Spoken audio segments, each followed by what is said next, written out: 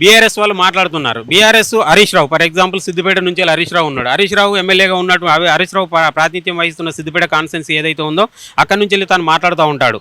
ఏమి అని అంటే మా ప్రభుత్వంలో బీఆర్ఎస్ ప్రభుత్వం ఉన్నప్పుడు టీఆర్ఎస్ ప్రభుత్వం ఉన్నప్పుడు గ్రౌండ్ వాటర్ పెంచాము, నీళ్లు తీసుకొచ్చాము, పంటలు పండించాము, రైతులకు ఇచ్చాము. అప్పుడు ఒక్క రైతు కూడా బోర్ వేయలేదు, ఒక్క బాయిలో కూడా పూడికి తీయలేదు, ఒక్క క్రేన్ కూడా దొరకలేదు కిరాయిలకు అనేది చెప్తా ఉంటాడు.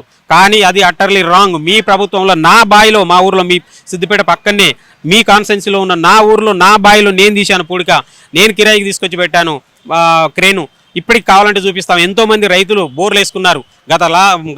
గత ప్రభుత్వం మీ ప్రభుత్వం ఉన్నప్పుడు 10 సంవత్సరాలల్లో వందలాది వేలాది బోర్లు వేసిరు, మొత్తం ఎండిపోయినాయి. పంటలు కూడా ఎన్నో ఎండిపోయినాయి. 6 కాలం కష్టపడి కళ్ళాలకు తీసుకొచ్చినటువంటి వడ్లను కూడా కొనలేని పరిస్థితి. వడ్లు కూడా మొలకెత్తిపోయినాయి. ఎంతో నష్టం చేసిరు, లుక్సాన్ చేసినటువంటి మీరు ఇవాళ కాంగ్రెస్ ప్రభుత్వం మీద దుమ్మెత్తిపోయడానికి ప్రయత్నం చేస్తున్నారు. హరీష్ రావు గారు, ఇది ఎంత మాత్రం మీకు మంచిది కాదు. ఇప్పటికీ మీరు చేసినటువంటి స్కామ్లన్నీ ఒకటొకటి బయటకు వస్తూ ఉన్నాయి. అదేది ఫోన్ ట్యాపింగ్ కావచ్చు, లిక్కర్ స్కామ్ కావచ్చు, ఇవన్నిట్లలో మీరు ఇరుక్కుపోతూ ఉన్నారు. మీరు ఎంతెంత పైకి వచ్చారో, ఎంతెంత మీరు ప్రజల మన్నన పొందిరు, అంతంత నష్టం చేసిరు, ప్రజలను ఉచ్చతార్థంగా నాశనం చేసిర్రు, తెలంగాణ రాష్ట్రాన్ని దోషిర్రు, మొత్తం దోసుక తిన్నారు. ఇప్పుడు మీరు మాట్లాడడానికి మీకు అర్హత లేదు. మీరు ఎంపీ ఎలక్షన్లలో పార్లమెంట్లో మీరు పోటీ చేయడానికి మీకు అర్హత లేదు. అదే మాదిరిగా మీరు చెప్తున్నటువంటి గ్రౌండ్ వాటర్ ఏదైతే ఉందో ఇప్పుడు పెరిగింది గ్రౌండ్ వాటర్. వాస్తవానికి కాళేశ్వరంలో నీళ్ళే లేవు, కాళేశ్వరం ప్రాజెక్టు ఎండిపోయింది, కాళేశ్వరం ప్రాజెక్టు పగలగొట్టిరు మొత్తం. అది పోయిన తర్వాత అక్కడి నుంచి వాటర్ రావాల్సింది, ఎక్కడి నుంచి వస్తాయి? అది పగిలిన తర్వాత ఇంకా వాటర్ తీసుకురావడానికి లేవు, గ్రౌండ్ వాటర్ లేవు అని చెప్పేసి ఇలా మాట్లాడుతున్నారు.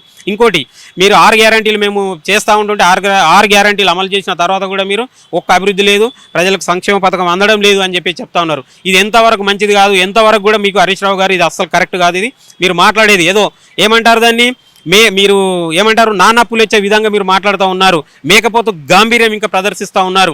ఇది ఎప్పటికి కూడా మీకు మంచిది కాదు. తెలంగాణ ప్రజలు మీకు బుద్ధి చెప్పిర్రు. ఇంకా కూడా మీరు తెలంగాణ ప్రజలకు ఇంకా మభ్యపెట్టి, ఇంకా అబద్ధాలు చెప్పి, ఇంకా అన్యాయానికి గురి చేయడానికి ప్రయత్నం చేస్తూ ఉన్నారు. ఎట్టి పరిస్థితుల్లో మిమ్మల్ని తెలంగాణ సమాజం క్షమించదు అని చెప్పేసి ఈ సందర్భంగా నేను బీఆర్ఎస్ వాళ్ళని హెచ్చరిస్తూ ఉన్నా. కాంగ్రెస్ గవర్నమెంట్ వచ్చిన తర్వాత కరువు కాలం వచ్చింది, కరువులు అని చెప్తా ఉన్నారు. అంటే కాంగ్రెస్ ఎప్పుడు వచ్చినా కరువే వస్తుంది. మరి బీఆర్ఎస్ ఉన్నప్పుడు వర్షాలు బాగా పడ్డాయి, ఇప్పుడే వర్షాలు పడట్లేదు, అంటే ప్రకృతి కూడా సహకరించట్లేదు అని చెప్తా ఉన్నారు. మరి ప్రకృతి సహకరించినట్లయితే మీరు గెలిచేవాళ్ళు. ప్రకృతి మిమ్మల్ని ఓడగొట్టింది, ప్రకృతి మిమ్మల్ని పక్కన పెట్టినప్పుడు ప్రకృతి సహకరించట్లేదని ఎట్లా చెప్తారు?